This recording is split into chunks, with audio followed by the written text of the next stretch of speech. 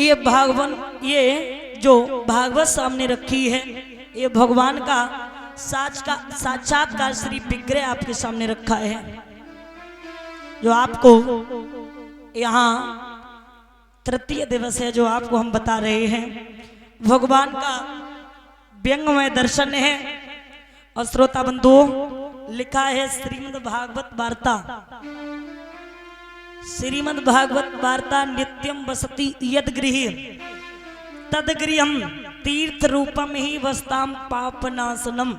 यदि भागवत महापुराण, भागवत महारानी परीक्षित जी ध्यान देना, यदि भागवत महापुराण, भागवत महारानी आपके घर में, आपके आंगन में, मंदिर में अगर रखी है और अगर इनका परिक्रमा आप नित्य प्रति करें तो आपका कल्याण निश्चित है। क्योंकि लिखा है श्रीमद् भागवत वार्ता नित्यम वसति यद गृहे तद गृहम तीर्थ रूपम ही वस्ताम। तीर्थ सब कुछ इसी में है, ध्यान रखना।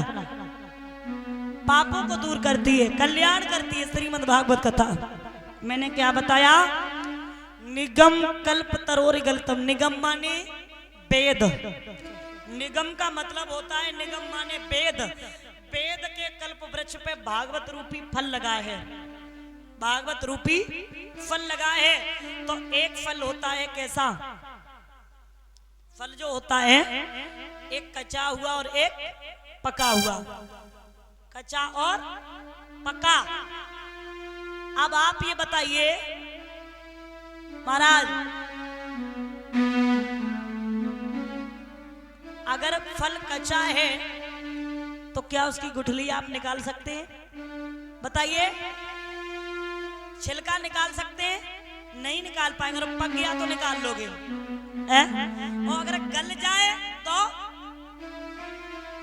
तो ना गुठली निकलेगी और ना ही छिलका निकलेगा।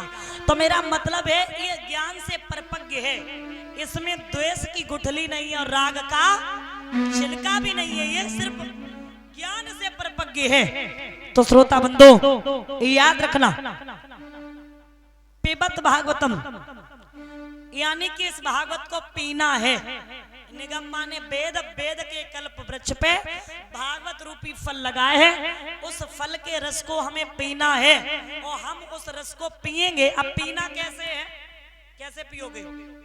जैसे कहते ना कि कुछ लोग होते ना बर्दाश्त करने वाले, कुछ गुस्सा करने वाले होते, तो कहते कल भैया तुम्हारे भैया हमारे भैया को मिले तो हमारे भैया के बारे में बड़ा उल्टा सीधा बोल रहे, लेकिन हमने उनसे कुछ कहा नहीं, हम पी गए उनकी बातों को। तो मेरा मतलब है इसी तरीके से इस भागवत को पीना है। और अगर पियोगे तो रस कैसा लगेगा? कैसा लगेगा परीक्षित जी? सूखे सूखे नहीं बैठो, बोलना पड़ेगा आपको। अगर हम इसके रस को पिएंगे तो रस कैसा लगेगा? मैंने कल क्या बताया था कि सुखदेव भगवान ने परीक्षित जी को कथा सुनाई, इनका तो सौभाग्य है।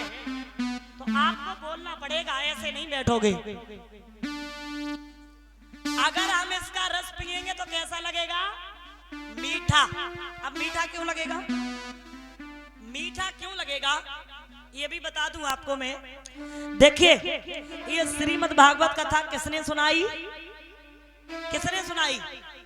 हम कौन है आपके लिए? कौन है? हम कौन है? सुखदेव भगवान। कौन है? सुखदेव। और आप कौन है? परीक्षित। सुखदेव भगवान ने परीक्षित जी को कथा सुनाई। अब सुखदेव भगवान कौन है? कौन है? मैंने कल कहा था ना, याद रखना, पूछेंगे। सुखदेव भगवान कौन है? कैसे पैदा हुए? दिमाग लगा के बताइए माताएं, सुखदेव भगवान कौन है? तोता। वन की खो में ही तो थे ना, और कथा सुन रहे थे। तो सुखदेव भगवान एक शुक्र है, तोता है।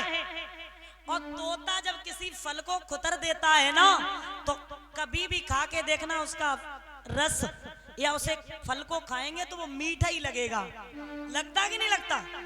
बताइए, लगता कि नहीं? मेरी बात झूठ तो नहीं है, मीठा लगता है। तो सुखदेव भगवान ने 16 वर्ष की उम्र में इतनी बड़ी भागवत लिख डाली, और सुखदेव भगवान कह भी रहे हैं। अब आप लोग थोड़ा दिमाग ये लगा रहे होंगे कि 16 वर्ष की उम्र में इतनी बड़ी भागवत। तो मेरा मतलब है ज्ञान जो होता है वो गॉड गिफ्ट होता है। कैसा होता है? भगवान का दिया हुआ ज्ञान होता है, गॉड गिफ्ट। विद्या पढ़ने से आती है, ज्ञान भगवान का दिया हुआ होता है। ज्ञान पे कोई उम्र की बाउंडेशन नहीं होती है मेरे प्यारे। ज्ञान पे कोई उम्र की रोकथाम नहीं होती परीक्षित जी। अच्छा, हम लोग कहते नहीं है, कुछ लोग बहुत पढ़े लिखे होते तो हम लोग कहते क्या कहते कि देखो पढ़े लिखे बहुत, इन्हें ज्ञान नहीं। कहते कि नहीं कहते? कहते ना, इन्हें ज्ञान नहीं है, पढ़े लिखे तो बहुत हैं।